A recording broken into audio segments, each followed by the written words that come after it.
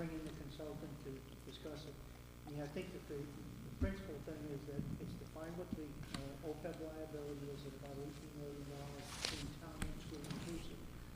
It also is showing that at this point, by the end of June 30th, 2014, they had about $5.3 million set aside, which is about $2.8 million more than what was required under the ARC. So we're doing everything far better probably than most of the communities are, but if people won't go through that in detail, there's a lot of good information on the last meeting about what pension benefits mean. Once you've had a chance to present everything to have further information on it, I have a work session on that. It's just that that's such a low percentage, but trying to explain why it's a very healthy percentage, two different Yeah, I animals. mean, you look at 30%, people I know. 30% suggests how much. Right. It's only started 4 years Yeah, ago. yeah, yep, true. Thank you, Steve. We'll try it again. I'd like to call to order the Town Council meeting. The time is 7:32, and the date is Tuesday, October 14th. Today, we have the honor of having a prestigious scout with us today. His name is Scott DeBoer. He's from Troop 1, Kingston, and he is working on his communication merit badge, and he's going to come forward, and he's going to lead us with the Pledge of Allegiance. So, welcome, Scott. Please stand for the Pledge of Allegiance.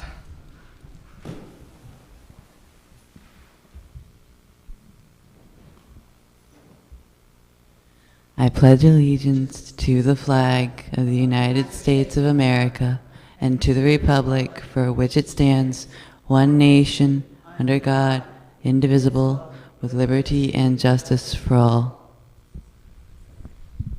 Thank you. And good luck on that merit badge, and hopefully we'll be seeing you for an Eagle Court of Honor.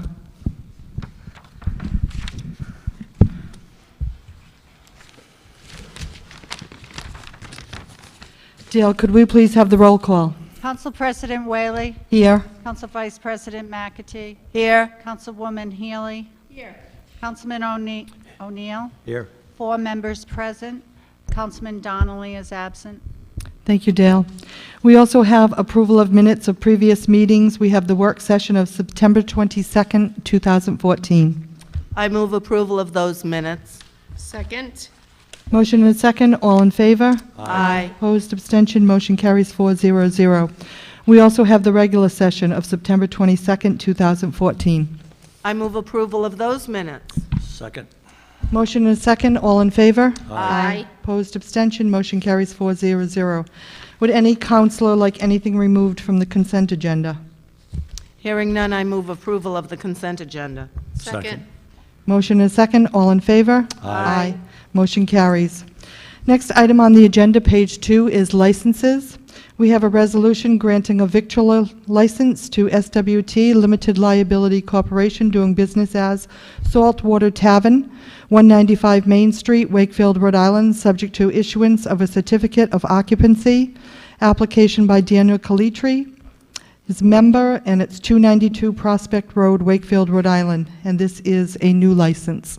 So if somebody could come, welcome.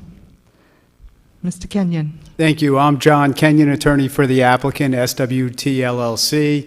Dan Calitri is the managing member of SWT LLC. I'd like to have Dan come up and maybe he can briefly describe the type of restaurant he's proposing. Hello, good evening.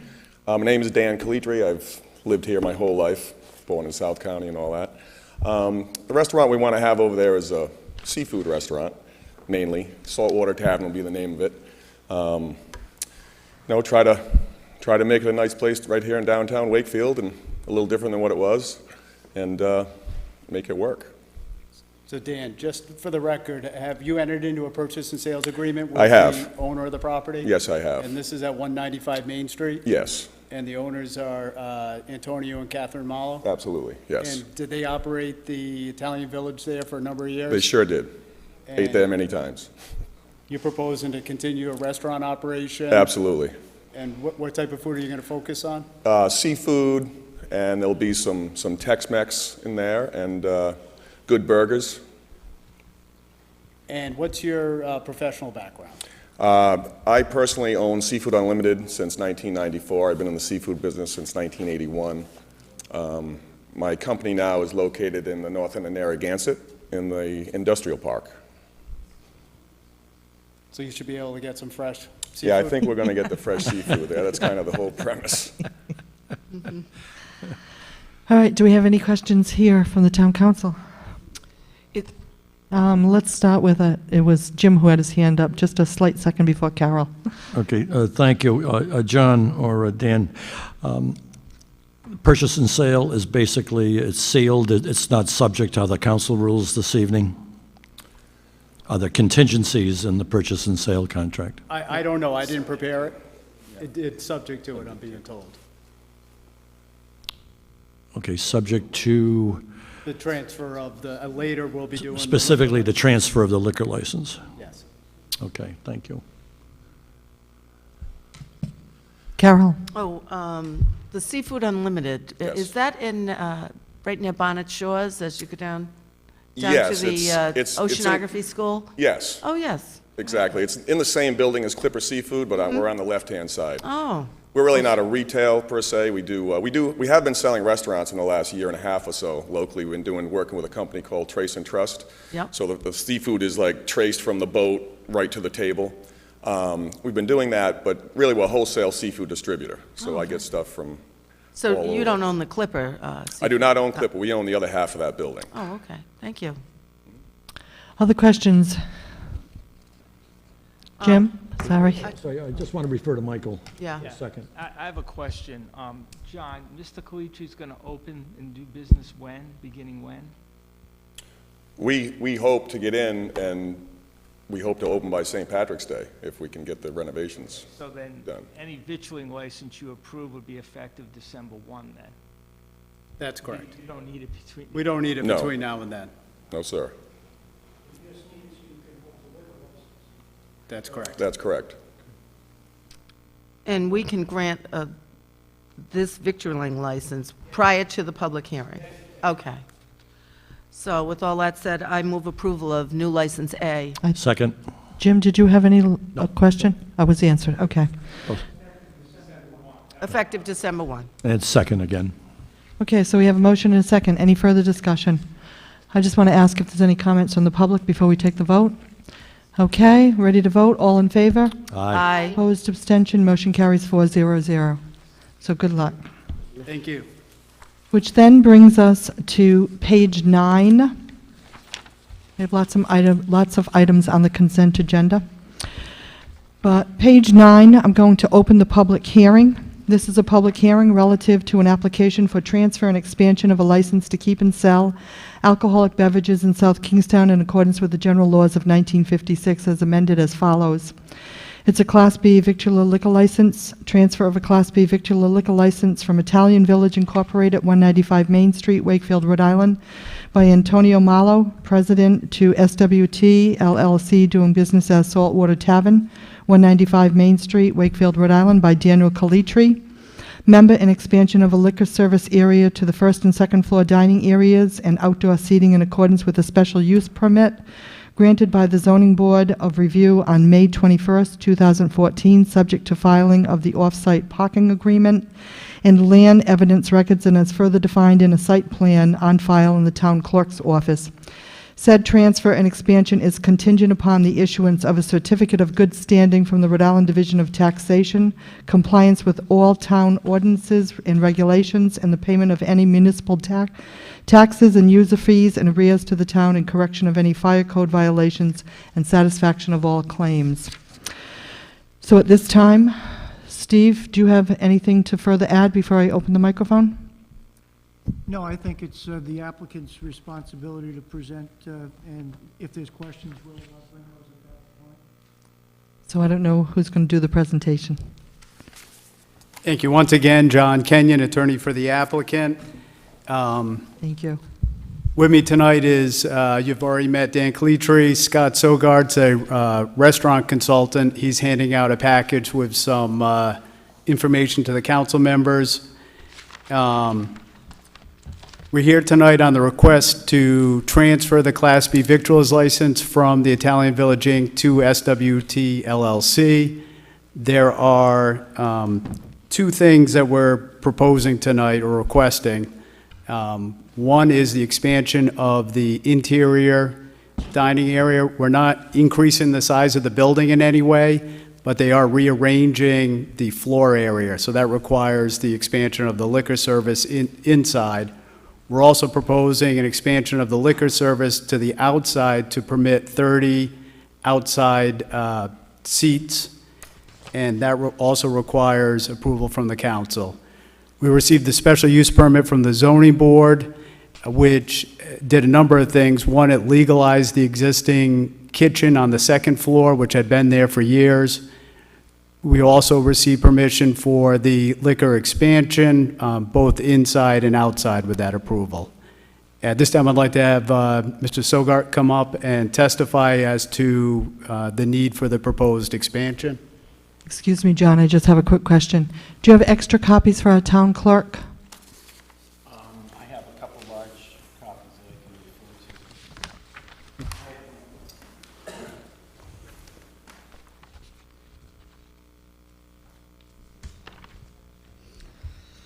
to. Okay. Maybe Mike and Steve can also. Thank you.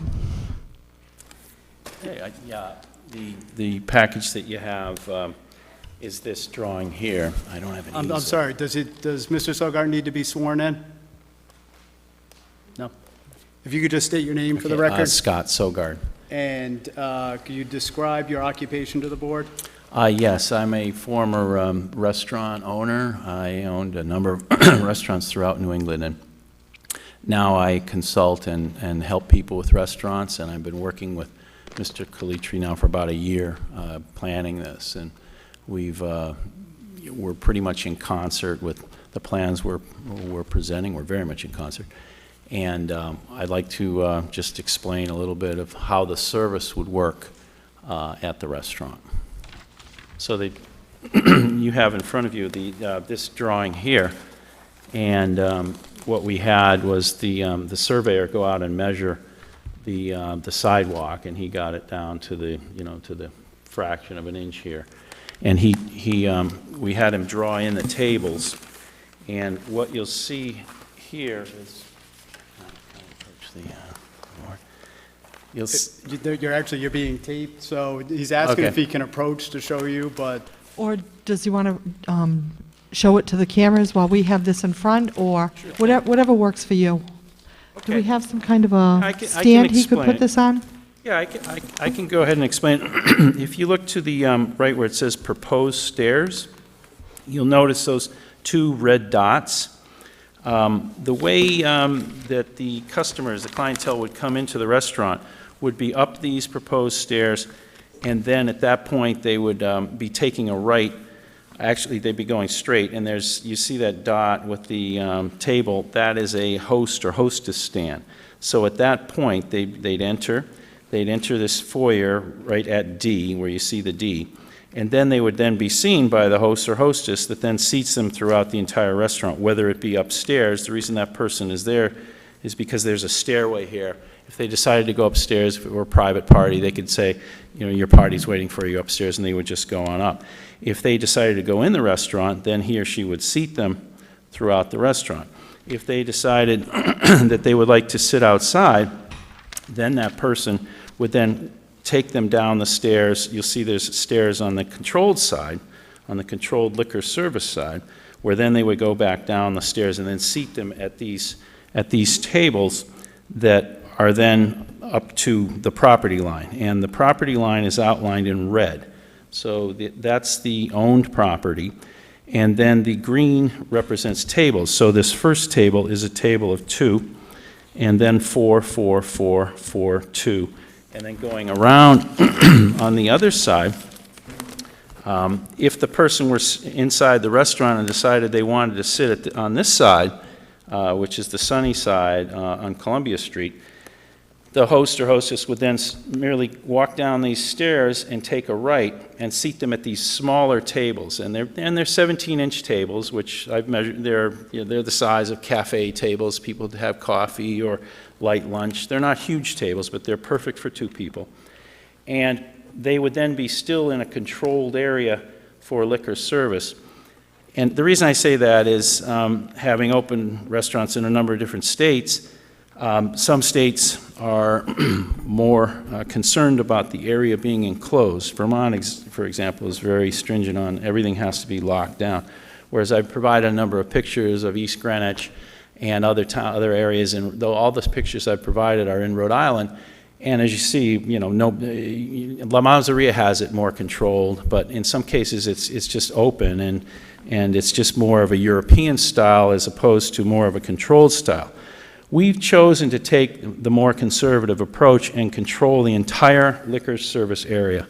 So that entire area would be seated by one of our staff members. You couldn't just blow in there off the street, unless you were handicapped. If you're handicapped, you would then approach this lower red, this side over here, and we would then remove the stanchion. We would have those 2 to the west of that red dot would open up, and we would then allow, a handicapped person would then be able to access our controlled liquor service area.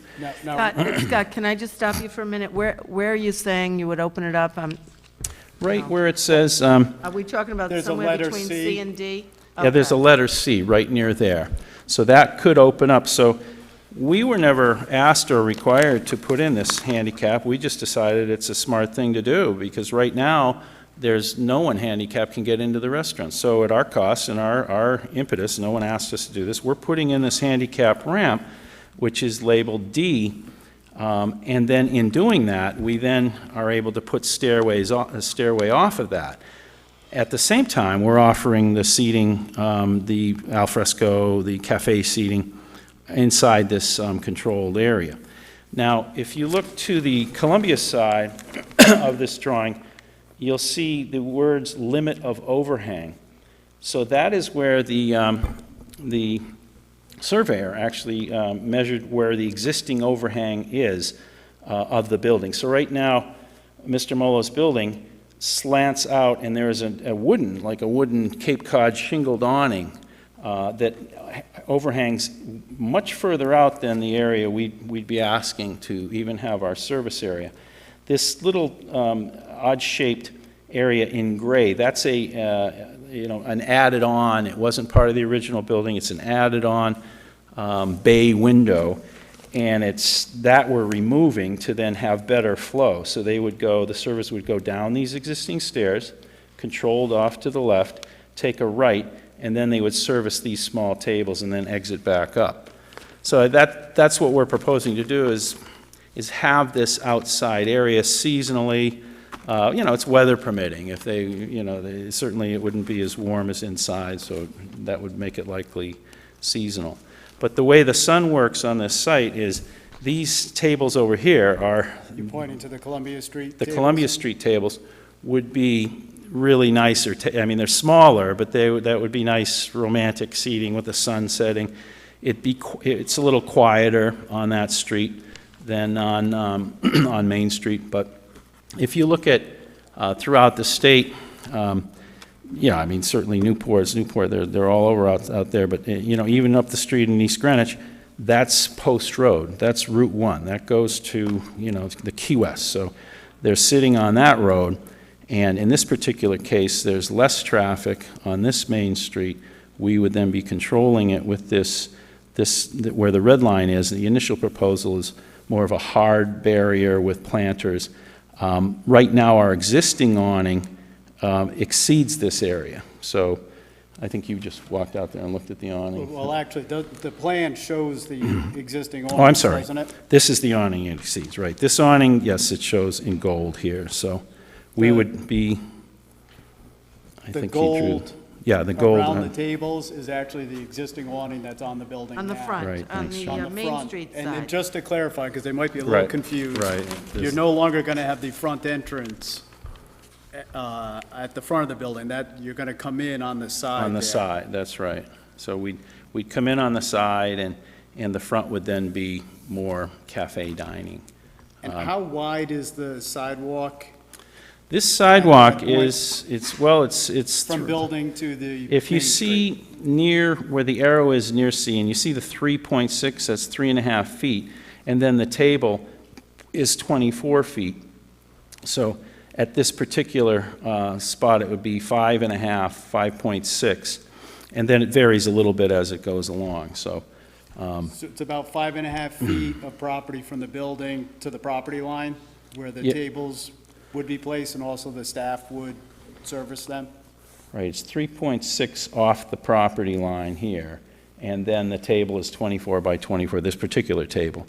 But the property line is outlined in red, and that is, it varies, but it's 5 feet, 8 inches to the curb.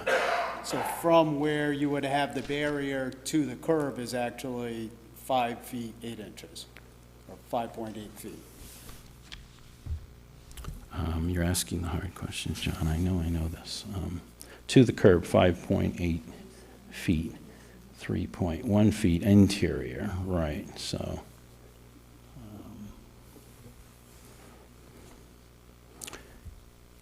We've got 3. Actually, no, it's 10 feet. It's 10 feet. Yeah. Sidewalk So- is 10 feet Right, wide. 10 feet, 9 inches. I'm adding these two now, because you've got your 5.8 and the 3.1, and then the table's 48 inches, so there's 5.1, right. I've got it upside down, but it's, Well, can I just, you're saying that the table is 36 inches, and then you have if you look where you have property line to curb, 5.8 feet, right? right, the fours are Then you go- 30, Then you go, let me just finish, because Yep. I'm getting confused here. Then you go from the red line to the gold line, it says 3.1 feet. And then you go from the gold line to the outside of the building, and you're saying, it says proposed 24 by 36-inch table, so, right. The first table is 24 inches, and then these others are for four, the first table's 2 people, these are four tops, which are 36-inch tables. 36-inch tables. So they're 36. 36-inch tables, and then you're saying 3.1, so you're up to 6.1 plus the 5.8, so you're almost at 12 feet. You're saying that sidewalk is 12 feet wide? Yes, yeah. And now, certainly on the other side, it's not. It's a lot more narrow on the other side. So we've got 12, 20, 32, 36, 3 feet, 5'1", yep. Yeah, they 5'1" and just added- 5'8" is 10 feet 9 is what I'm coming up with, not 12. I'm adding them up. They just had the property surveyed by Alpha Associates, right? And he adjusted it. I got some comments from town and met with Steve, and we shortened the tables. Our original proposal that we went through zoning with and were approved through zoning, the tables were 48 inches. So we then went, and here's what we did since our meeting. We cut the tables down from 48 inches to 36 inches. And he just got this morning, too, so sorry about that. The gentleman was very busy. And then we then chopped down this radius table here, and then the table for 2 up front for the access of potential anyone handicapped. So right now, you could go in a wheelchair and still have ample room to be seated. And there's plenty of service space. And then on the Columbia side, it's a little tighter on the service space, but I've seen a lot of bars where the bartenders, they've only got 14 inches to walk behind the bar in. So there's still service staff. Whereas if you notice the pictures I provided, most of those pictures, they're not providing any service staff space for their service. It's just approachable from the outside. Here, we're taking a further step and saying, no, we'll control this space and have it be entirely encapsulated and controlled by our hostess. Now, regarding the outdoor service, is that only going to be certain times of the year? It's whenever people, when people want to sit out there. It would be primarily weather permitting, I'll say that. We'd like to maybe not keep the exact same awning in that in that the doorway is now being vacated and main entrance is being relocated and retweaked with this handicap ramp, the awning would be reworked to cover the tables. That would be the intent. Now, are you doing any other work to the exterior of the building?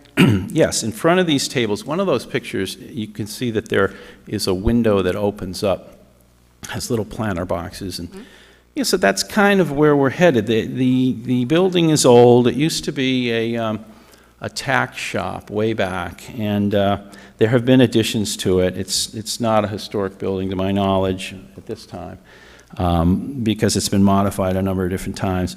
But if at all possible, you know, we wanted to try and get back to a little bit of what it originally was. This bay window was not there, for example.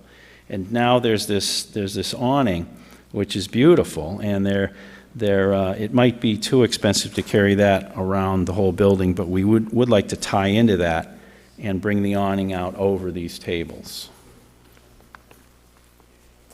Now, if I... John, can I just ask one more question? At the corner of Columbia Street and Main Street, you look like you get pretty tight there when you look Right. at your line.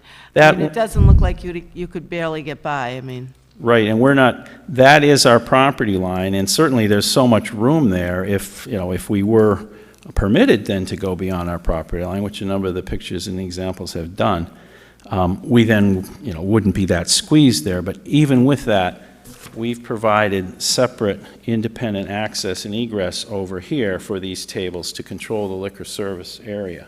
Is there going to be a door over there too, back Yes. where A is? There is existing, there's an existing door. There's a door into the building? Yes, there is one now. So we're not changing, that is an existing door right now. They can exit out and go down those stairs now. And that's where these tables would then be serviced. And it is a little bit of a squeeze there. It's only 6 or 8 inches. I mean, maybe they would squeeze by and serve some of these tables, but actually, I believe that that primarily this is one station. Service can only handle so many tables. So a 5-table station is a lot. The chains, Applebee's, they'll start you off with 3 tables. That's it. The real good servers can earn their way up to 5 tables. So these are 2 separate stations. So this person would be serving this station. This person would be serving this station. Meg? I have a question, because I'm looking at this, and I did work in the restaurant industry for a while. Bringing your proposed foyer area to the left and having everybody access the restaurant where the hostess station is, and then having proposed stairs, proposed handicap ramp, and then people coming in that want to eat inside and at these tables. Tell me how you feel that that's not going to become cluttered. Well, we sure hope it does become cluttered. Well, I do that's the too, good but you know news. what, you're dealing with Main Street, and Well, the reason we vacated this front door was to take that clutter or the weight or the line or whatever it may be off of Main Street and to put it around the corner. If you go to Boston and you go into the North End, they're all standing outside of one restaurant, the next one's not doing any business. And then they block the whole sidewalk. So that was our thinking, is to bring that around to the side in case we were to be so fortunate that people are waiting outside. They would then likely stand right, this handicap ramp is pretty wide here. They would stand in that. I mean, that would be a wonderful thing. And then certainly if there's someone handicapped were to come, they'd move, or we'd let the handicapped person in right through here and deal directly with them. I mean, we would certainly provide access, but that puts the energy of any wait or any activity, or if there is a valet component, the valet could then drop off right here and not influence Main Street. That was our thinking, that we've got our access egress off of the main street. Now, moving to the interior of the building. John, I'm sorry, but Jim has a question. Yeah, thank you. Just back to Columbia Street for a minute. Yep. The tables all pretty much look equal size. So it looks like we have about 32 inches to your property line for both the service as well as the table. Correct? 17 depth? 17 inches, a foot 3, Right. 15 inches, 32 inches, you with me? Sounds right. Okay. To the property line, what does that leave between the property line and the edge of the curb? Okay. Just an average, I know it moves at an angle a little bit, but what's an average? Right there. Existing. You just don't have anything in there to show me, like on Main Street. Let me just look at, I'm looking it upside down. And the second part, John, the second part of my question, John, will be, if you look at the overhang that the town took of Columbia Street, boy, it looks like there's only about a foot and a half left to the edge of the curb on average. But, From the overhang, which is, so the overhang is over state property? it's Or over it's not, town still on property. private?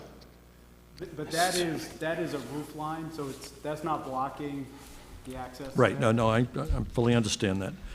So anyway, help me out between Okay, your yep. 32 inches, 33 inches, and the edge of the curb. From the property line to the edge of the curb, that would be, and I know it's not listed here, but looks like it's, the table's 36 inches, and I'm just I thought going the up table that. was 17 by 17. It's No, no. 17 inches. He's No, I'm- scaling off the 36. I'm scaling off the Oh, all right. table on the first. It Okay, looks like the okay. surveyor forgot to put that in, but he does have the curb line here, so I'm just trying to do a takeoff real quick. If the Main Street table is 36 inches, and then I take that and add it from the exterior, we're beyond that, so it's more than 36 inches. It still would be, it looks like it would be 3 feet. 12, 24, 36, right. But is that, I don't know what the ADA rules are. Is there any problem with that, Steve, on what has to be left for, wheelchair access? I just don't know what the rules are.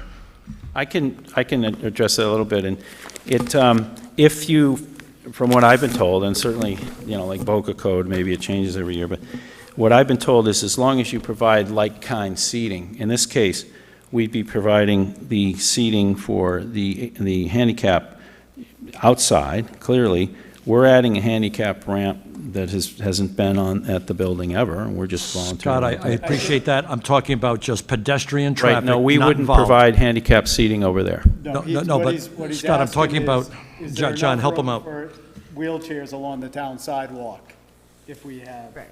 Is that the question? Right. Is that your question? It's my opinion that yes, and I'm looking at this 36 inches, I believe that's enough, yes. But I think he's asking the town manager if there's a requirement for the sidewalks to have a certain width.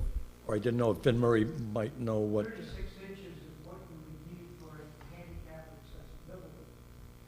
So if you're asking about on the state highway, you'd need at least 3 feet without obstructions. The issue that hasn't been addressed is the fact that we're talking about their private property, but if that private property is completely cordoned off, there are trees as well as a traffic signal Right. stanchion that are within the public right-of-way of the sidewalk that I do not believe would provide for 36 inches for safe passage of a wheelchair if that private property were completely restricted to the property line. yeah, I know the staff took, Carol's got it right now, the pictures of Columbia Street showing that sign and the trees. Yeah, there's one tree, and then there's a sign, and we have 5 feet 8 inches on the Main Street side. And on this side, where there is no tree, we're at approximately 3 feet. I don't think that would be a problem wheeling someone by there or having someone wheel themselves by. Well, I think the problem is that once you put the tables in and you quadrant off the area, you have the tables, and you have to have the area where the waitress gets by, and then you have, I guess, fencing or whatever you're going to put up. But then between the fencing and the light post where the street light is, or the traffic light, and the tree and the garbage can there, I mean, how are you going to get a wheelchair by there once you have all of this out there? Because this is a main sidewalk, which people use all the time to go back and forth from, wherever, CVS, all the way down to Main Street, and even further. So, we don't want to block access for people who have been using that forever, Sure, I don't think that would be the case, and I'd be happy to, we could go demonstrate how a wheelchair could get by there. We've got 5 feet, 8 inches, and some of the pictures I provided are, you'll see tables on both sides, and, certainly someone may have to move. At the same time, if we did not encapsulate the surrounding area, our tables were 48 inches, now we've chopped them down to 36 inches, we could certainly move back the stanchions then. The stanchions could be, the actual the enclosed area could be moved closer to the tables. We don't necessarily have to give a server 3.1 feet to walk by But on you're that not, side. you're only so- giving the server 15 inches. On this side, on this side, sure, on Oh, Columbia. well, no, stay with Columbia here, because this is what I'm missing. Oh, okay. All right, because I thought we were talking about the tree. I was talking about Main Street. Oh, okay, all right, But oh, now we're okay. back Yeah, to no, I'll that. go back to Columbia. I think that, Around the corner, Scott, it's a wheelchair getting from Columbia to Main Street, around that corner with that post there, I think is what you're saying. So that's one of the issues, Just yes. one of the issues, it's the full length of the building that I'm worried about. yeah, we have 3 feet, and that's enough for a wheelchair. And then on the side, we don't have 3 feet, we've got 5.8 feet. So there's ample room to do this. Meg? I'm not going to beat a dead horse because I'm all for economic development. And you know what? It's a perfect spot in town. So I applaud your desire to make this very successful. I would imagine that the majority of seating would be done spring and summer outdoors. I guess where I would just have a concern, and I would like for all of you to look at, is that you have a high school there in the warm weather, and you have buses that go down there, and not necessarily going to be a problem in the morning, but when they get out of school and all those kids are walking, riding bikes, and coming through, I would just ask your consideration to look at that situation if you haven't done so already. That's just me. Well, and I understand that. I think that in this particular case, on the Main Street side, we were blessed with a very wide sidewalk.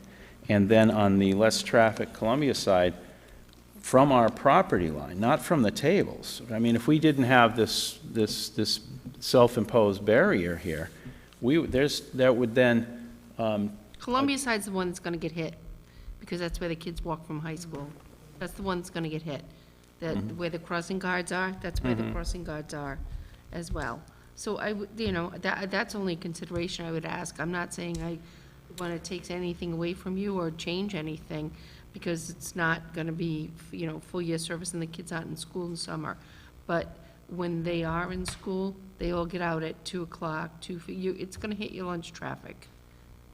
So that's it, just, Scott and John, I was wondering, you have provided these pictures. Do you have any pictures of the existing site now? We have been given some by the town, and it would be helpful, for me to actually put a table out there, take a picture. I mean, I would like to see that. I am a strong advocate for people with disabilities, and I would hate for the town to segment a certain specific population and then, So, That's one do you of- have any pictures? I guess that's the start. We don't have any pictures showing tables out there. One of the things we were thinking was actually setting it up That would be good. so that you'd be able to view it and would be able to figure out the accessibility around. I think that's a good Excuse me? idea.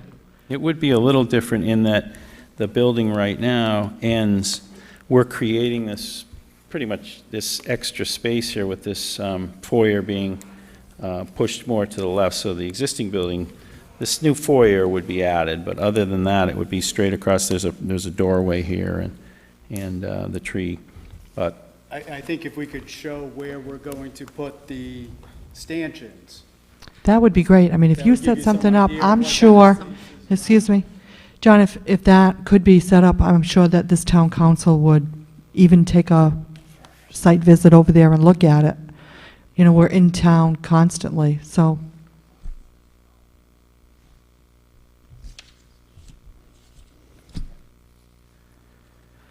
Trying to figure out what we do. If that is the case and that's the way that we do proceed, we can still move forward with pieces of this and, you know, we've got a couple of options. We have another town council meeting on October 27th. If you set something up, I'm sure we would all take a visit over there. So you let us know what works for you and we will try to work with you. Okay, thank you. Actually, and earlier today, I went out there after seeing this plan, and it shows a lot of room on the plan. In my mind, it didn't seem like there was that much room. When you go out and walk around out there, you see there is room. Also, in speaking to Mr. Malo, he confirmed, I always thought that he had a couple of tables out there, and he did serve food out there previously for a number of years, and it was never an issue, and it's pretty much in the same location that we're talking about in the front. Regarding the interior liquor service expansion, I just wanted Scott to explain the changes to the interior of the building.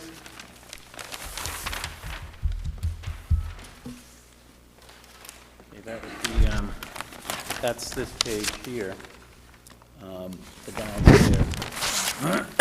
And what Mr. Molo was doing is he was baking bread back here. You see these, the handicap restrooms back here. The building right now, and the building right now does not have handicap restrooms. And Jeff, the building inspector, I believe is his title, he indicated that, geez, maybe we should put in handicap bathrooms. So what we did was we extended the existing, we pushed the bathrooms back into the area where Antonio's been cooking this great bread. We'll miss the bread, but at least now we'll have larger bathrooms. So that's where those came from. And in doing that, we did end up with a little bit more space that pretty much jutted into the kitchen. So he had this massive system going where he's baking the bread for 2 restaurants, and now he's got, you know, some of that equipment he's keeping, and he's going to continue to bake the bread, which will be fabulous still. And we've now pushed that back. So that added some square footage. In addition, there is a server station over on the opposite side of the bar service area where servers would prepare their checks and use calculators, and it's kind of a dated. Back in, you know, even when I first opened restaurants, that's how people were doing it. They're adding up guest checks, and all the servers had their own calculators. And that now has changed with the introduction of, you know, Micros, and people are now ordering with iPads and whatnot. So and servers would add up the checks and smoke in this little room too. I mean, so things have changed. There's no smoking, and now we have iPads. So that area is where the other seats downstairs came from. And these seats were all, this seating was all laid out by code with square footage calculations. And then moving to the second floor, the only change up there is that there was an additional, with this kitchen upstairs, which we're maintaining. It's great for banquets and private parties and rehearsal dinners and all that stuff. This area that's bar service area, that was the same thing. That was where they would add up their checks and do their calculations to bring the bill to the customer. So that added 1, 2, 3, 4, 5, 6, 7 there. And John and I were just talking about this today and reviewing this, but it looks like, yeah, he had 55 down, 64 up, totaling 120, and this new plan is 71 down, 69 up, totaling 140. And, you know, for the difference, for these little areas that we're filling in, we're now bringing, you know, we've got all this parking now. that we're dealing with. So it's, what we're trying to do is just remove areas that just didn't work in the kitchen. They were in the way, and they were further from the hot food to the guests walking through this little closet space, and that's where it came from. And these tables are the existing table. This is what he had. I mean, these are the tables. This was his setup upstairs, except for this server area. Just for some house cleaning, could I have some of the documents marked as exhibits?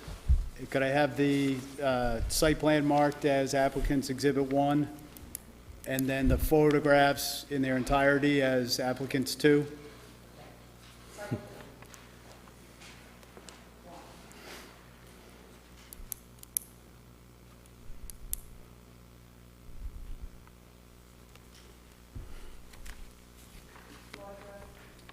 All of them marked as 2?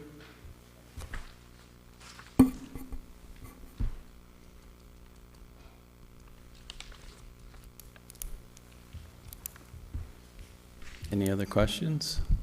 And then the first floor plan marked as 3, and then the second floor plan marked as 4?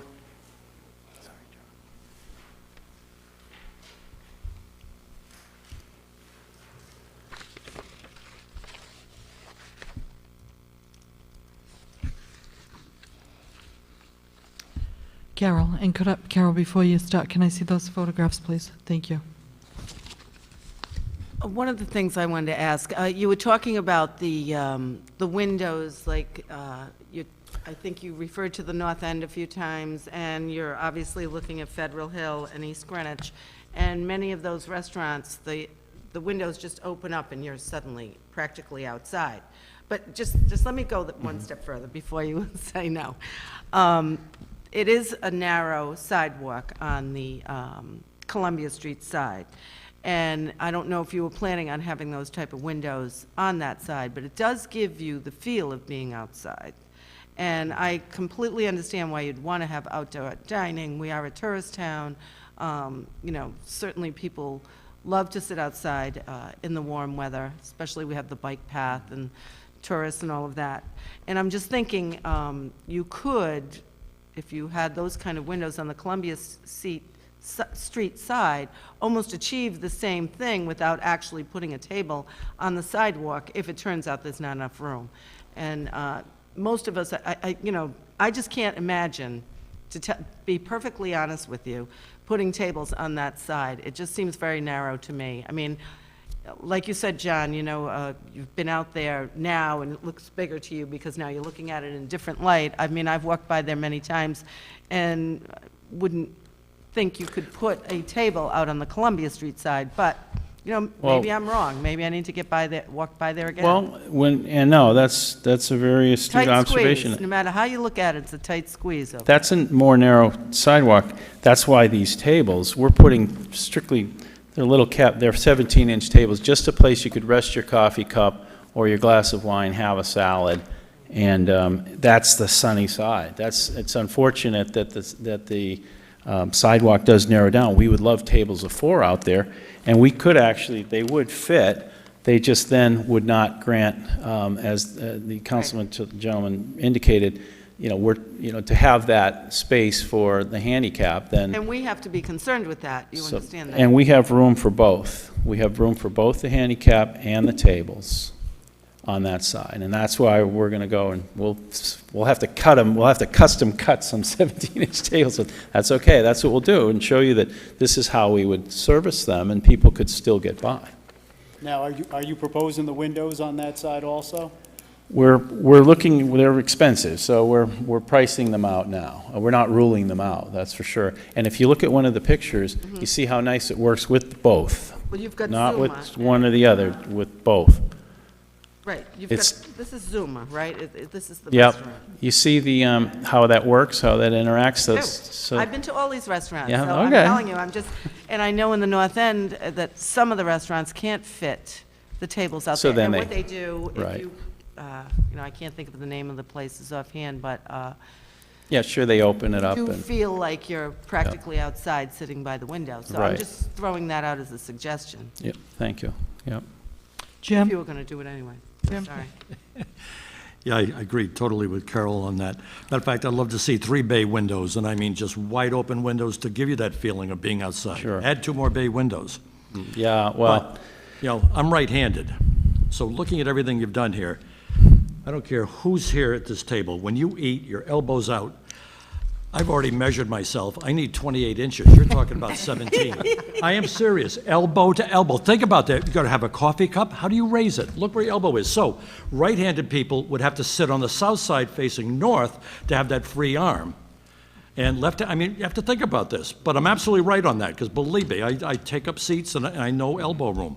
But you can't eat like this. Your elbows are always out. And I've already measured myself. I'm 28 inches wide to wide. what with my elbow. happens is, if you look at a lot of these pictures, what happens is, people just take the seat, turn it sideways with the table here. So they sit with their backs to the wall. That's what happens. Yep, and they They're cross gonna their be- legs, and now they're blocking some of the service people from Well, going by. they can move their, if you look at the picture of Main Street Coffee in East Greenwich, and look at that, they've got tables on either side of the tree, the same subject tree that we have here. You see how that works? See the people walking by?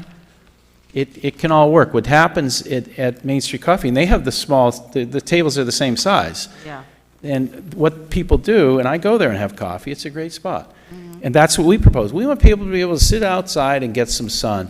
And I've never seen anyone not be able to get by there, and I go there almost every day in the summertime. Well, I bet that width is more than the Columbia Street width. You know, I don't have a problem with all of us here, I'm sure, want to make this thing work. Yeah, And I could care less about whether you add a few tables inside or outside. I don't even think you should have to get special use permits anymore if you're within a site plan. I think that's nuts that you have to do that. Outside is a different story. We're expanding alcohol use. And I could care less. I'd love to see you maneuver things. If you have a few more seats inside, great.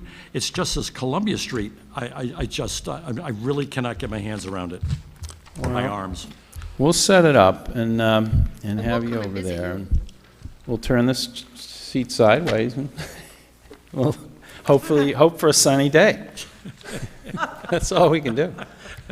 And you know what, the customer, I think what it comes down to, and I understand the access egress, there is some room over there. And you know what could possibly be another suggestion, I'm not trying to go off point here, is that might be the side that we do what everybody else does, is just not have the stanchions. Now we've got all that extra room. We're defining that. We could do that on Main Street side and not do it on the Columbia Street side and still have plenty of room for anybody walking by and to be able to put that little table there. So I'm not saying we change the drawing, but that's what we could propose next time, and maybe there'd be more flow that way.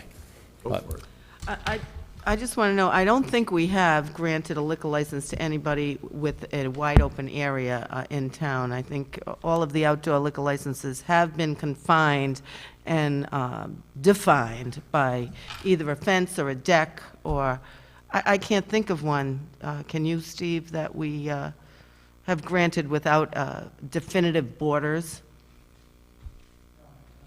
No, I can't either. So this would be We've shown the borders, that's what we're proposing. That's what our drawings are, we Yeah. show those definitive borders, and the control point. Okay, does anyone have any questions on the inside? Upstairs? Seats? No? Looks great, No, it looks looks great. very good. Thank I you. just want to let the council know, Mr. Malo is here tonight. If you have any questions of him, he's the one transferring the liquor license.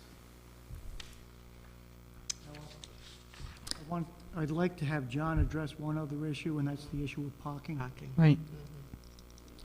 Sure. Under the zoning ordinance, the total number of seats that we're asking, interior and exterior, requires 30 parking spaces.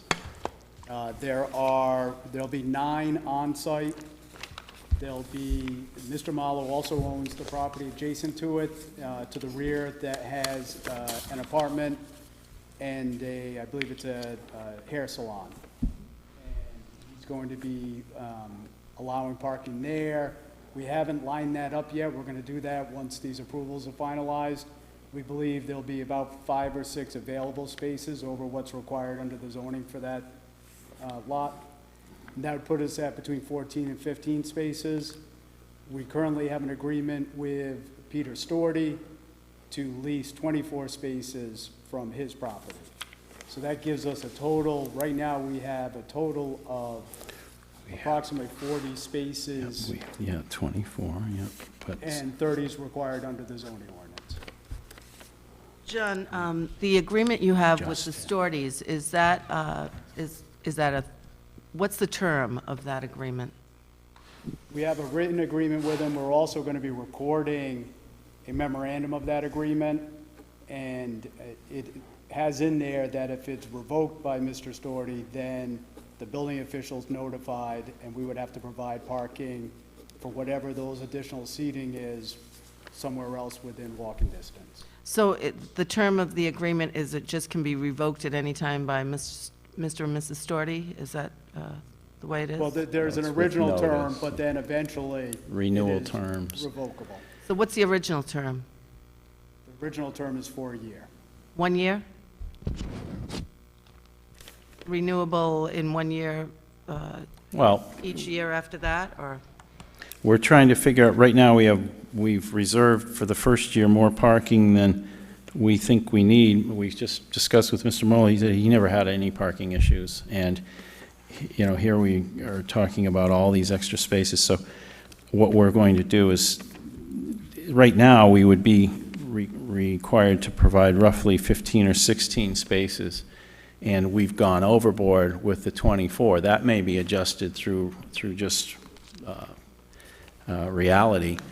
And then, in addition, we would then be setting then the long-term, you know, a longer-term renewable commitment once we have a hard number. But either way, we are, right now, we're well over the requirement for parking, as was reviewed through the zoning board. Other questions here at the town council? Carol? Well, the only problem with the parking is that it would leave your client in violation of the special use permit, and where, you know, if the parking was revoked from Mr. Storty. Right, but then he would be limited to whatever the number of seats that are, that he can provide on-site and on the adjacent property. Okay, so then you would accept the fact that you would have to limit the number of seats that you had available to serve people? Right. Okay. And what we're hoping is, in that first year, in talking to Mr. Malo, he's never had a parking problem, and he Right. says he did a very good business for a number of years. If no one's parking in Mr. Storty's lot, maybe we document that, we come back to the town and show that. Sure. Yeah, we've just had an issue with another restaurant in town that, you know, couldn't provide well enough aware. parking. So it's a reality that we just want to make sure you guys are aware of. Mike? Yeah, another control you have is that you get to renew this license on an Every annual year. basis too, so they'll have to prove that to you. John, I'm looking at the agreement dated July 24th, 14. I just want to clarify for the record, there's nothing in here about a one-year term. I mean, maybe there's a verbal agreement, but it's not written in the parking agreement that it's a one-year term, just for the record. Okay. Jim? Yeah, thank you, all. John, commercial downtown, we have a 6-to-1 rule. If you're looking at 140 seats inside, divided by 6, it comes out to 23 parking spots needed. So I'm not quite sure of the math, but be quite honest with you, I know I certainly spoke a couple of years ago when Phil's and the Contemporary Theater were being questioned by the zoning board, you're not going to have enough parking, and I know I was there saying, let's hope we have that problem. And again, I feel the same way here, but I just think you ought to at least be aware of that math of 140 seats in the 6-1 ratio. So that means for the 140 seats inside, up and down, you need 23 spots. Am I doing the math right, Steve? You are, but there's also the 30 seats outside. Well, not including those. I'm only looking at the inside at the moment, the 140 seats. So you need at least 23 spots for that. That's correct. But the total parking that's required, I believe, is 30, including the exterior. Correct, correct. That's why I get worried if that Storty contract is not kept going in perpetuity, or at least if you don't have renewal options year to year to year, however that works. I certainly get concerned, but really make things tight. And, maybe we'd have to expand it to an 8-to-1 ratio so you could, if you lost the Stordie parking.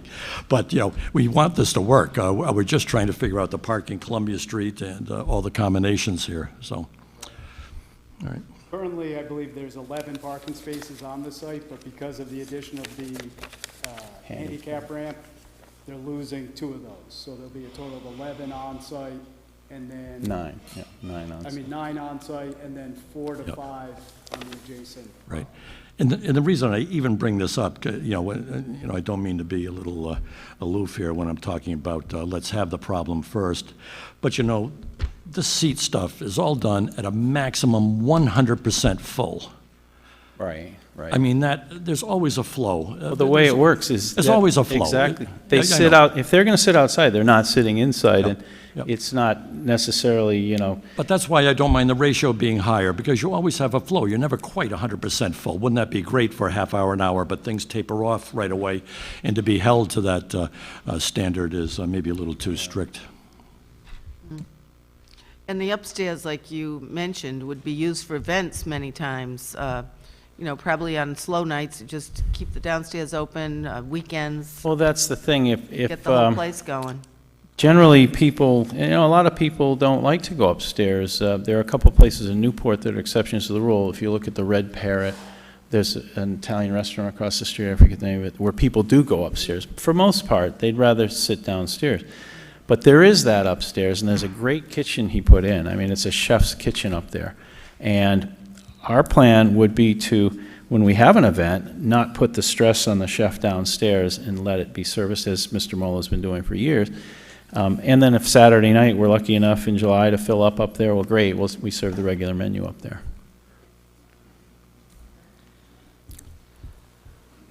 Okay, further questions? All right. At this point, I'm going to open it for questions from the public. Okay? So if anyone from the public would like to come to the microphone, talk about any concerns, any positive thoughts, please come forward. It's the purpose of a public hearing. Seeing none, we have to make some decisions here. If we're going to continue it till October 27th. Well, I think we don't want to close the public hearing because we want to see a demonstration of how you're going to put the tables outside of the building on both Columbia Street and Main Street. So with that said, we should keep the public hearing open. Continue it till October 27th, but can we move forward with the interior today? That's what I would certainly like I to would do. like to. Can we separate it, Mike? Yeah, I'm listening to Dale. Her preference would be to have a vote all at once at the next meeting, but having her said that, yeah, if you wanted to bifurcate it, you could. And what would that do to the applicant? Would they have to, Well, what you could do this evening if you wanted to is you could approve the transfer effective December 1.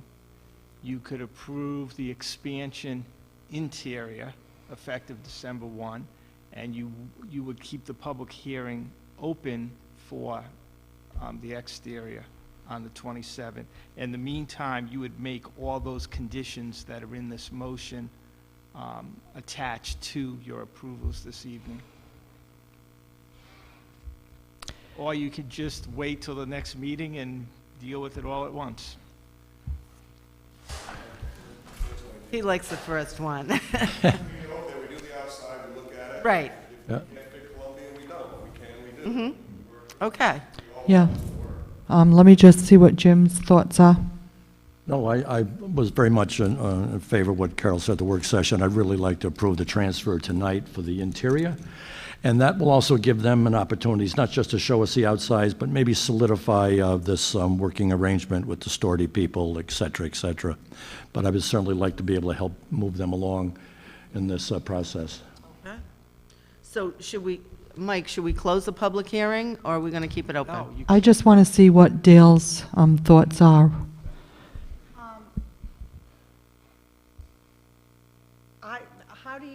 how do you keep the public hearing open and make a decision on the transfer and the expansion inside? How do you do that? I don't think you can do that. I mean, I'll defer to Michael, but I don't think you can do that. What was that word again? By what? Yeah, let me just get some feedback here. Mike? Yeah, you know, I've seen partial decisions made. You'll be very specific in your motion. You're keeping the hearing open for the 27th, is that what it is? Only on the issue of the outdoor liquor service. And we can get very specific with the motion, so that would foreclose the opportunity to go back on those other issues. Okay. So the motion would be something along the lines of, this evening, grant the transfer, grant the expansion interior, subject to all those conditions, and continue the public hearing for the sole purpose of deciding the issue of the public space outside, the liquor service outside. Okay, and I'm going to go right back to John or Mr. Calitri. What are the benefits for you if we do it all on October 27th? Is there any negative comments? The transfer is what's What we're really waiting kind of for? important. Okay. The expansion indoors, would love that tonight, but if you want to do that all at once, I don't think that's a, The idea of the bifurcating idea, I think that's what we're hoping for, is a transfer tonight and then come back and show you the outside on the 27th, and have that be a separate event. right, but I was saying, we don't necessarily need the interior expansion voted on tonight. If you're not comfortable doing that, you could, No. No, I think we are, though. Opposite, I think John. we are comfortable with that. We are comfortable interior. We've all agreed to that. okay. Okay. Could you come to the microphone, please? And I'm trying to get the comfort level here with our town clerk, who's been Yes. here for, I don't want to say how many years, Dale. I'll defer Yeah. to Michael. If Michael thinks Yeah. it can be done, and he gave the wording. You've got to limit it. Good. Okay. Yeah, just kind of like I kind of said before, just, you know, I'm fine with the fact that, you know, we approve, you guys, you like everything inside, so on, and we go outside, we set it up. I mean, if it works, then it works. If it doesn't, I mean, we scrap whatever we have to scrap, you know, the Columbia Street. I mean, to me, you know, it looks a little tight, but we did go through all this surveying and have it done, and so we just take a look at it, so I'd be totally fine with that. And plus, you know, it has been quite a while, and Mr. Molo's been waiting a long time to finish up here, so we'd like to kind of get his ball rolling and be able to write him a check. Okay. Thank you. So that's the benefit, then you can move on with an agreement if we proceed today. That was what I was looking for. That's correct. I just wanted to clarify, I looked at the parking agreement that I have, and it does have a one-year term in the Section 2. The agreement we have isn't even broken out into sections, so there must be a different agreement that was submitted, that was signed. When's yours signed? This one's signed July 24th. Right, I believe you have the memorandum of agreement, which is what will be recorded in the land evidence records. Maybe that's it, John, maybe we don't have the underlying agreement. Right, because I believe Mr. Storti didn't want the terms of this agreement recorded in the land evidence record. Because they probably can have financial terms. Exactly. But you're representing that, although it's not stated in the memo agreement which we have, that there is in fact a 1 year. There's a one-year period from when this goes into effect. Well, it's renewable, but there's an original one-year period. And in any event, I think we got on the record tonight that in the event that that agreement weren't renewed or was revoked, the building official would be made aware. It would be brought to the attention of the council. You would then have the obligation to either come up with more spaces, or you'd have to cut back on the number of tables. Okay. We are ready for a motion. You want me to help you with this? Well- Because I think I know what you want, unless, Carol, you're ready to go. We're going to keep the public hearing open. Should I start with that, or do a motion to, I would start The with the inside. motion for the approval of the transfer of the Class B victual liquor license, et cetera. I would leave out of that motion the reference to "and outdoor seating," and just pick up again with "in accordance with a special," and then we'll get to keeping the hearing open. So do you want a separate motion on that, All right, Mike? I'm going to make a motion. And you know, and Dale's making a good point, so, and this will help her. We'll close the public hearing with regard to the transfer and the internal seating, but we'll leave open the public hearing with regard to the expansion to the outside sidewalk. And I think that's the compromise she was looking for. All right, I'm going to make a start with that. motion to close the public hearing as it pertains to the expansion of the liquor service area to the first and second floor dining areas only, and keep open the public hearing as it pertains to the outdoor seating area in accordance with the special use permit granted by the Zoning Board of Review on May 21st, 2014. We're going to keep that open only to decide the issue of available space outside for the additional 30 seats for the expansion of the liquor license and dining. Right, and if I could ask you to amend that by saying you're also closing the public hearing with regard to the transfer of the license, and that part of your motion is to grant that transfer again, subject to Okay, yes, all all right. these conditions. So moved. Said transfer and expansion is contingent upon the issuance of a certificate of good standing from the Rhode Island Division of Taxation, compliance with all town ordinances and regulations, the payments of any municipal taxes and user fees in arrears to the town, the correction of any fire code violation, and the satisfactions of all claims. And can we also add to that, Carol, I'm also subject to the filing of the off-site parking agreement in the land evidence records, and is further defined in the site plan on file. So moved. Second. Hold on, Dale has, Yeah. All right. all in favor to close the public hearing. Can we have a motion? Motion to close the public hearing as it pertains to the indoor seating and the expansion of the liquor license only, And the transfer. and the transfer. Second. Ready to vote, all in favor? Aye. Opposed, abstention, motion carries 400. Thank you, Dale.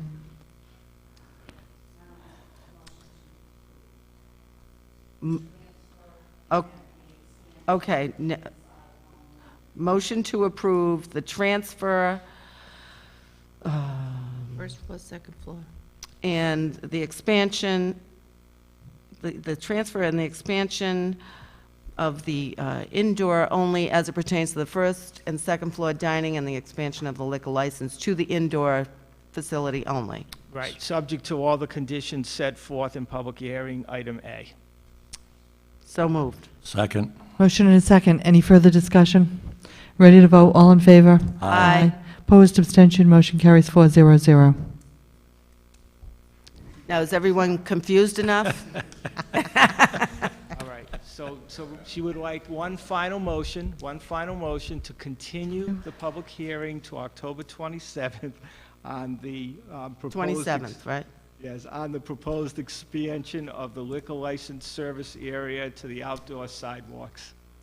So moved. Second. Motion and second, all in favor? Aye. Opposed, abstention, motion carries 400. Okay, so let us know the date, and we will be there to come and check it out. Dale, don't be sick. Thank you. Thank you. Yes. Be very nice. All right, which brings us to communications. This is a communication dated September 19th, 2014, from Joseph F. Matthews, Scoutmaster, Emeritus, Troop 44, Matunic, requesting letters of congratulations for John M. Rossi, Jr., and Jameson Duckworth for attaining the rank of Eagle Scout, and inviting council members to attend their recognition ceremony is received, placed on file, and the town council further directs, and I just pulled from our packet from September 25th, and I also called and left a message for Joe Matthews today. So it is on December 7th, and it is 17 Matunic Beach Road, Wakefield, at 2 o'clock for the official ceremony. So do we have anyone? I will go. I certainly will go. Okay. So hopefully, For those young men, I'd be happy to be there for them. okay, so can we have a motion on this to accept and have Dale write these proclamations? Yes, I make a motion that Dale send letters of congratulations for John M. Rossi Jr. and Jameson Duckworth for attending the rank of Eagle Scouts, and that so far Meg Healy and myself have said we will attend, so if you could send those letters, In the form of a or, proclamation. proclamations to be delivered on December 7th. Yes. Okay, ready to vote? All in favor? Aye. Aye. Opposed, abstention, motion carries, and wish those two young men the best of luck. Next item on the agenda is Communication D. This is a resolution adopted September 4th, 2014, by the Gloucester Town Council seeking repeal of Rhode Island General Law 44-3-39, property subject to taxation. Property exempt relative to Brown University professors and related persons is received, placed on file, and the Town Council further directs. We discussed this at the work session, and I make a motion that we place this resolution received from the Gloucester Town Council on file. Second. Motion and second, all in favor? Aye. Motion carries 400. Next item on the agenda is comments from interested citizens, and I'm just going to mention a few dates for the public's awareness. I just want to comment on the firefighters' memorial ceremony and the parade that was on September 25th. Absolutely a delightful day. A wonderful celebration in tribute to all of our firefighters in town who do an excellent job. We're truly blessed to have them. So that was probably one of the hottest days that I can ever remember marching in a parade. It was, but it was a gift. Both days that weekend was a gift. I also want to, we know about the Eagle Court of Honor, and Thursday, October 16th, from 5 to 8, is the Taste of Southern Rhode Island at the Peacedale Mill Complex, sponsored by Southern Rhode Island Chamber of Commerce. So that's an exciting event that hopefully people will attend. We also have the invitation from the Johnny Cake Center to pass out the Thanksgiving Day baskets, food baskets. That'll be 10 to 7 on November 24th. And we received 92 thank yous here at the table for supporting all of the good work that the Johnny Cake Center does. And just two others, and I know Meg has one that she wants to talk about. The VFW Ladies Auxiliary, the Post 916, is doing an event. It's called Soups On, and there's going to be 8 different soups and bread and salad. And it is proceeds to benefit the Veterans Bristol Home. Tickets are $10. And so the date is November 8th from 6 to 8. So please come on November 8th from 6 to 8 and help support our veterans and try some different soups, salad, and breads. And then the other is a Veterans Day breakfast honoring all those that have served and those that are serving. It's going to be at Camden's Restaurant, and it is again hosted by the Ladies Auxiliary Post 916, and this is Tuesday, November 11th. There's 3 seatings, 7 to 8, and 8 to 9, and 9 to 10. So you can purchase tickets online. It is brownpapertickets.com. And if you plug that in, it's Veterans Day breakfast on November 11th. And again, the proceeds are going to benefit the Veterans Hospital in Rhode Island. So we have lots of good things going on and really celebrating our veterans. And Meg? This is just something that was addressed to the council, but I wanted to just bring it up because I want to give kudos to Steve Alfred to celebrate the 14th anniversary at the South Kingstown Senior Services Center. I guess Steve is going to be our guest host to do the cooking again, which he does every year, I believe. But that is going to be Tuesday, October 21st at, I believe it starts, it doesn't say what time it starts. 11 o'clock, 11 o'clock.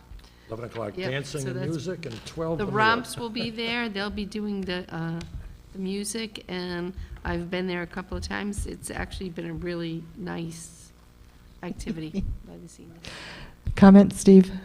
We also have a table for Jim that has a wide berth. Thank you. No one is going to sit to his right. Oh, God. Okay, any other comments here from the table? All right, I'm going to open it to the microphone. Please come, share any comments at the microphone. Seeing none, we're going to move on to town manager's report. Oh, Mr. Carr, I was hoping. Welcome, how are you?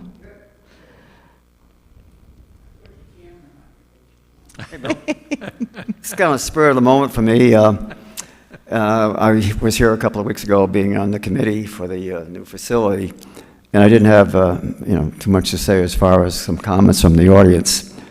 Because they appointed me on the committee, I didn't ask for it, but I'm sure glad I was on it, because I've been waiting for this facility since the first bond issue. So it wasn't something that I'm trying to push. I was waiting for it. And then the second bond issue, I went to Andy Knott. I said, what's happening here? When are we going to get this thing rolling? Because I really am enthused about it. Sports has been my life. And to have a facility like that in town is super. And then I heard from Steve and a few other people how they had to hold back because of the economy. And until we get the economy on our feet, we're ready to roll. So now I think we're ready to roll. It's a great facility. I think it's for everybody. And I just want to say, as a citizen and taxpayer, and I don't know, Steve, are the figures correct? Is it going to be something between $25 and $30 on your tax bill? It will, for operational costs as we go forward, once the facility opens, it will be in the $30 range. I want that to be, that's the question I had. I mean, we tried to, the building group, try to get more floor space than what we had, but we couldn't squeeze any more floor space in. We had to stay within a certain figure. And I was concerned about the tax rate. I didn't know what it was going to be, and then when Steve said it's going to cost between $25 and $30 for the year, come on, get with it. I'll go out and do some more lawns if I have to cover that. You understand? So that's why I'm here, just to lend my support. Like I was on the committee, but long before being on this committee, I wanted that building to get built. So that's why I'm here. Hopefully, I'm reading some of the editorials in the paper, some negative stuff. And if anybody wants to debate me in the editorial, call my number, 789-0183. I'll be glad to talk to you about it. Thank you. Thank you very much. Ray, I just want to say thank you. When we first got the notice of the people that were on that committee and I saw your name, I was just absolutely thrilled because I know that you've given a lot to the town and you do know what the town needs. I truly appreciate. So thank you. Any other comments from interested citizens? I just want to go on the record as saying that I totally support, as well as all the four members here sitting at this table. This is an initiative that we have waited a long time for. We have facilities in our high school gym that we've just been working on, trying to fix and fix and fix. And I was talking to somebody today, and I said, they said, well, can't we just, redo the facilities that we have? And I said, at some point, do you keep redoing and putting money into a car? Or do you actually buy a new car with the state-of-the-art facility? And I think that's where we're at now. I think that our schools, our students, our residents in this town deserve a state-of-the-art facility. I know that it's not going to be exactly everything that we want because of the cost, but this has been studied and looked at for a long time, and further that we put this, the more money it's going to cost. I think South Kingstown is ready for this, and I'm hoping that everybody votes to support this bond issue on November 4th. So spread the word. Thank you, Ella. That was very well said. Thank you. Town Manager's report. 3 items to reference this evening. One is that in the October 9th package is a copy of the hot off the press Town of South Kingstown 2014 annual report. 96 fact-filled pages of what all municipal services mean, as well as things that each of the departments see going forward. The document is available online, as well as here in the town hall. The document can be picked up for those that need it in hard copy, that don't have internet access. We've got several that are available. But I think it's something I want to recognize. The department directors did a great job in terms of providing the necessary information to give the public a better perspective as to what it is that are municipal services that are provided and why they are provided and at what type of costs. So that's the first item I wanted to report on tonight. The second item is that in the October 9th package, I've also provided you with a copy of the consulting report that the council authorized development of, which is the actuarial report for June 30th, 2014 on other post-employment benefit program. What is that? That's the OPEB program. This defines what the unfunded liability is that's associated with post-employment benefit costs for both municipal and school purposes. As noted in the report, outstanding liabilities about $18.5 million, of which, as of June 30 of 2014, we'd have approximately $5.3 million that has been placed into an irrevocable trust. That's about almost 29% of what the liability is that's in place. Also documented in the report is the fact that the town has continued to make, since establishment of the trust, the full annual required contribution, or ARC, both at the town level and the school level. I think there's been a lot of talk on a statewide basis about municipalities not meeting the full ARC requirements or full pension requirements. I think it's important to note that here in South Kingstown, both from a municipal and a school perspective, we continue to meet full payments on both pension and full payments as far as the OPEB requirements of the ARC. And the new report documents in detail, both by a municipal and school purpose, as well as by functional areas. The functional area breakdown is necessary because with enterprise fund reporting, we need to be able to assign portions of that liability to the wastewater fund, to the water fund, to the senior program. So this is a very detailed actuarial report. If there's questions council has or a need for a public presentation, we would be glad to set one up and to bring the consultant in to answer any specific questions the council may have. Any questions? Questions for Steve? Well, I certainly would love to hear from the consultant, only because we certainly have seen what's happened in Narragansett, and I'd just like to know how we compare apples and apples, and how we're doing on our own and how we're doing statewide. Yeah, what I can do is I can get dates from the consultant to bring them in state, and then see if we can get the council to have a work session that would be for that specific purpose. Yeah. Christmas time would be perfect. Thank you. Never. The third item is at the direction of the town council at the last meeting. Council requested that the Economic Development Committee's business survey be forwarded to the manager's office for review by department staff, and to allow council members to provide comments or concerns or revisions to questions. Under a memo that was prepared on October 8th, I've responded to that request and provided it to the council.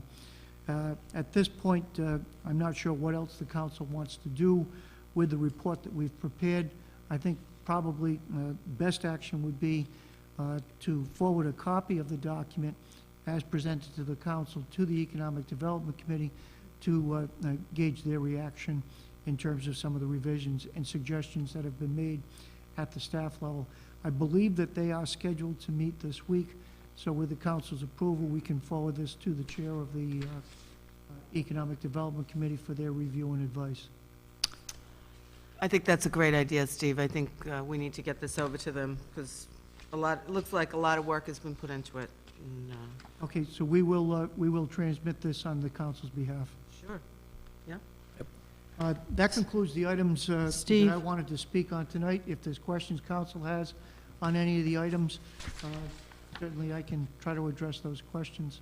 Steve, if I could just, there's one little comment that I would like to make on some of these drafts with the South Kingstown Business Survey, EDC Distribution Outreach Plan. I believe it says, well, I know the term blind survey. Somehow we can just change that verbiage to something else, an anonymous survey. That's my 2 cents. I can't find the page that it's on. I'll take a look at it, Ella, and I'll have Vin make that revision before we transmit. Vin, are you aware where we're going? He's got it.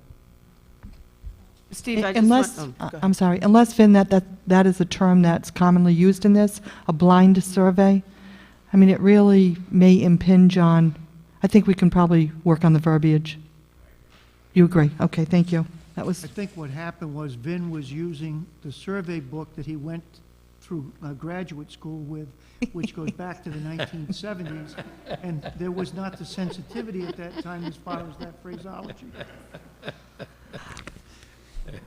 no comeback? That's the truth. Steve, so in this package, there's a draft letter from the town council president, and there's a draft letter from the Economic Development Committee chair. Would we actually send two different ones, or is there a suggestion to combine the letter to be from both, or either or? I think the committee was of the opinion that they would like the letter from the town council to go out rather than by the Economic Development Committee. And they had drafted two separate letters that I believe they still had under discussion. They're identical, the I letters. think that the question really was going to be whether the council would want to have the letter go out from them, or whether the council would want it to go out from the Economic Development Committee. That would be really a council determination. And that's actually where the verbiage is, the blind survey. It's the second paragraph, the third line in the middle on both letters, so. Yeah, I think that we put it back to them and let them have their discussion at their table, and then get back to us, We'll do that. okay?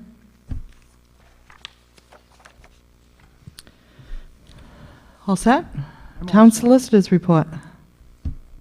Just an update on the litigation with regard to the Matunic Beach or Matunic Road seawall. The briefing schedule has been established, and basically after both sides write their briefs and counter briefs, all that will be submitted to the court by the end of December. And then we'll be getting a new decision from the judge. Other than that, unless there are any other questions. Questions for Mike? Thank you. Which brings us to appointments, and I didn't see any. I don't know if anybody else saw any. Okay, there's no appointments, which now brings us to new business D on page 11. This is a resolution reaffirming the agreement signed by the town manager on October 2nd, 2014 with Direct Energy, 1001 Liberty Avenue, Pittsburgh, Pennsylvania, 15222, to extend the current contract for purchase of electricity at the rate of 10.29 cents per kilowatt hour under the Rhode Island Energy Aggregate Program as a participating member of the Rhode Island League of Cities and Towns for the period December 1st, 2014 to November 30th, 2017.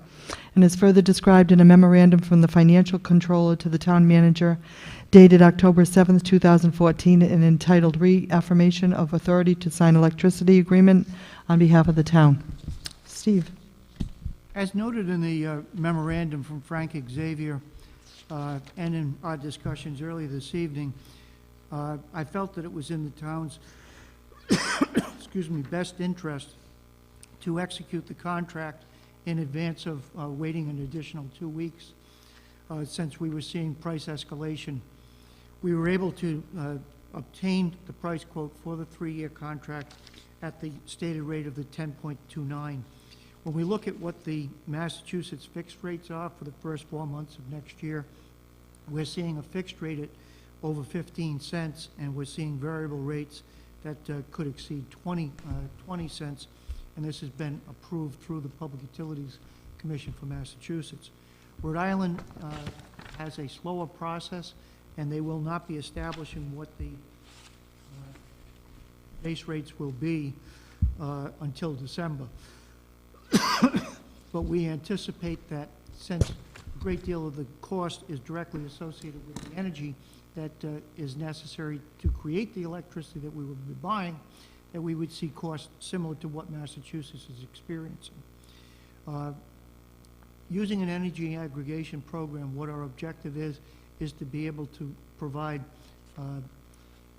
get the peaks and the valleys out of the costing, and to have a uniform cost, which would be midpoint.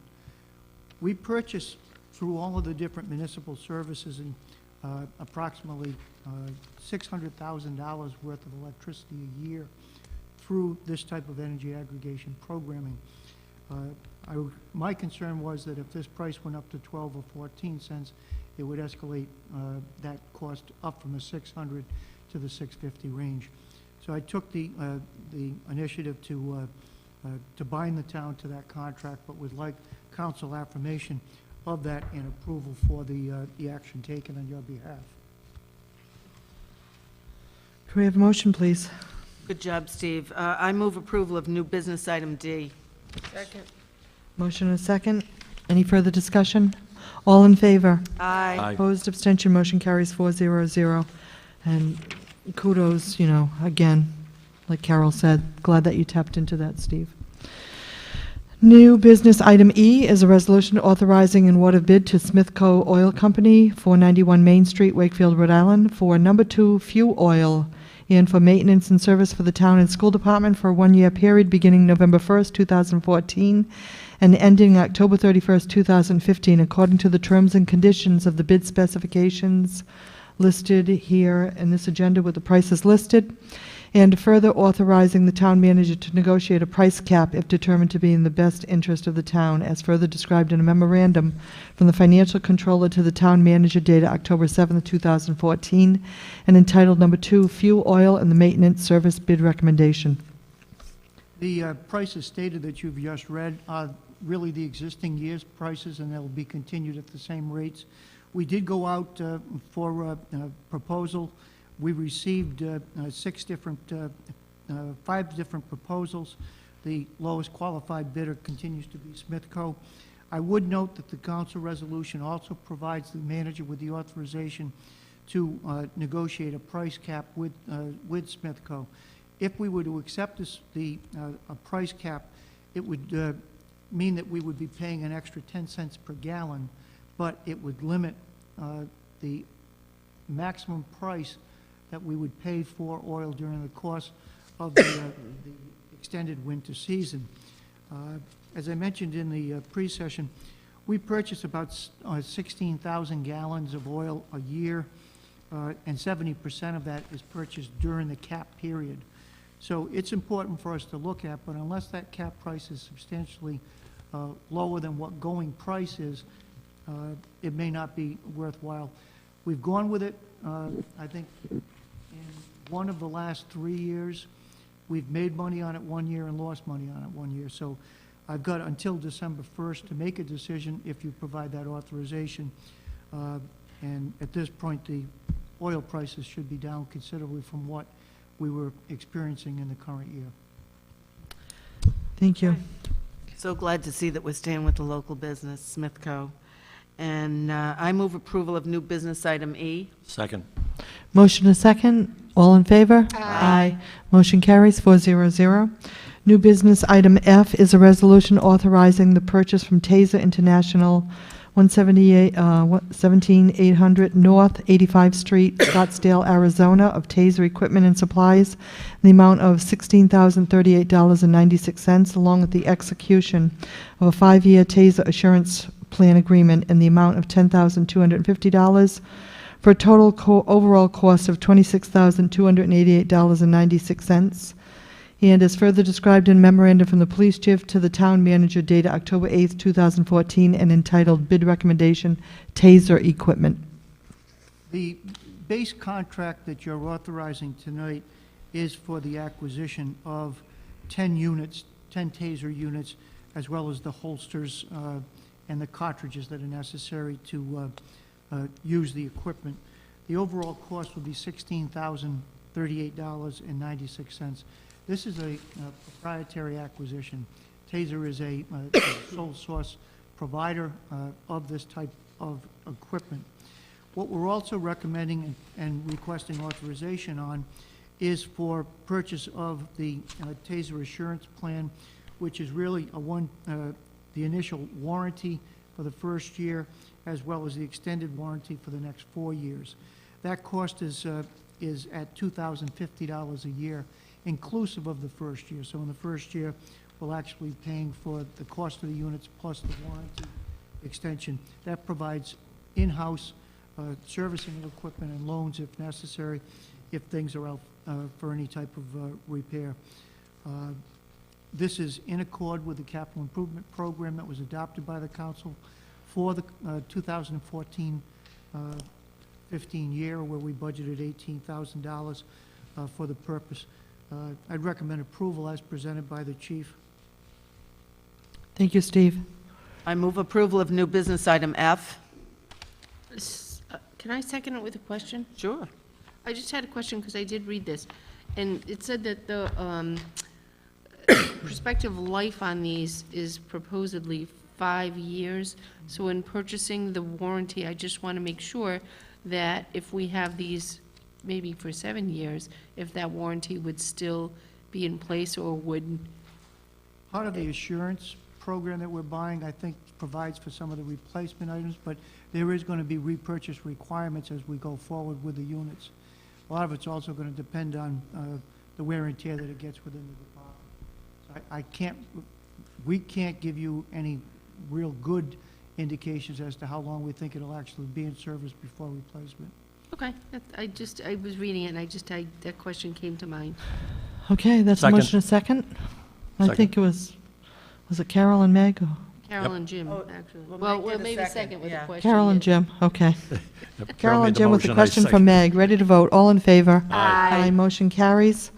And last item on the agenda is a resolution authorizing award of bid to Tower Construction Corporation, 288 Lincoln Avenue, Warwick, for construction of a new foundation and relocation of the South Kingstown Town Beach Pavilion in accordance with all bid specifications in an amount not to exceed $268,400, including a contingency of $12,000, and as further described in a memorandum from the Director of Leisure Services to the Town Manager dated October 8th, 2014, and entitled Bid Recommendation, Construction of New Foundation and Relocation of the Town Beach Pavilion. We received 3 bids for completing this work. The low bid, which came in from Victor Concrete Construction, has been withdrawn. And we've allowed it to be withdrawn because they indicated that there was a problem that they had with a sub that was not holding their price, and they were looking to negotiate additional costs. We said that that's not possible. So we went to the second low bidder. That all of the subs have been checked. They're qualified to do the work. Our recommendation is, as presented on the agenda tonight, to go with Tower Construction. I'd also note that we've provided with on page 3 of the bid recommendation that Terry had produced is to document what the overall cost is that's associated with the town beach for both the relocation of the pavilion, the construction of a new septic system, the removal of the old septic system. We're talking about an overall cost of $387,000. It's also important to note that the department has been successful in obtaining 2 grants, one in the amount of $178,268, and the second for $84,766. So essentially, $260 of the overall $387,000 is coming through third-party sources. The remainder is coming through your capital improvement program and for reassignment of dollars that have been put into the beach improvement fund over the years. We will continue to see capital costs necessary for maintaining and preserving that beach with erosion control, and you'll see that in the upcoming capital improvement program. We're anticipating at minimum another $110,000 to $120,000 that'll be necessary over the next 6-year period to be able to deal with continued maintenance on erosion control devices within that beach area. But the movement of the pavilion, once we get that done, we're going to have to also look at what interim steps we can take in terms of providing boardwalk accessibility to the sand for handicap accessibility. That's going to be another cost which hasn't been programmed at this point. We have contingencies in both the in both the pavilion relocation program and within the removal of the existing septic system that hopefully would be available so that we could make further commitments as far as boardwalking to get to the beach face. But at this point, it's just the moving of the pavilion that's before you tonight. You've already approved under the consent agenda the removal of the existing septic system. And we will still have one more project, and that will be, hopefully we can do it in-house, would be the connecting of the septic system to the relocated building. So with that, I'd ask the council to approve to the lowest qualified bidder, Tower Construction, as noted in Terry's October 8th memorandum. And before I do close, I do want to give special thanks to Terry and to the Public Services Department. Good deal of work has been done in terms of being able to work with this project, both in terms of the solicitation of the grants and also in the coordination with Public Services, with John Schock's office and the town engineer in terms of getting the specs out to make this project a go. It's been a difficult project because you're dealing both with coastal approvals and DEM approvals as far as septic systems are concerned. So there's been a lot of coordination, and hopefully we can get this done before the summer season is upon us, because the summer is coming. We as a town council would also like to thank, Terry and all the work with the staff that's been put into this as well. And I didn't hear you mention, Steve, what you said in the work session, that this will hopefully last within the water line for 50 years? Well, I said that, that the state geologist has projected how much erosion could occur within the first 50 years from the year 2000, between 2000 and 2050. And what we made sure of is that the setback that we were putting the building would be behind that 50-foot projected line. It's sort of a scary proposition when you see the amount of erosion that could occur, but at the same time, we've seen in the last 20 years over 220 feet of erosion at that beachfront. Thank you. Okay, can we have a motion? Yeah, Steve, I just had one question. I mean, we have two memos from Terry. One was on October 8th and one was September 30th. And I know you said there was a problem with this Wilco development, right? That's why we No. Wilco is the contract that's doing the removal of the septic system. Oh, they're only doing that? That's all they're doing. Okay. It's an $8,500 contract to remove the septic system with a $1,000 contingency. That was the first memo. The second Right. memo is the one that we're dealing with now, which is Okay. the relocation of the pavilion. And Steve, you'll have copies for us of that geologist's map? Sure, I can have, I'll have Vin make copies and he can email them a copy of that map to the council. I move approval of new business item G. Second? Motion and second, all in favor? Aye. Motion carries 400. Can we have a motion to adjourn? Motion to adjourn. So moved? Motion and second, all in favor? Aye. We are officially adjourned at 9:20. Thank you.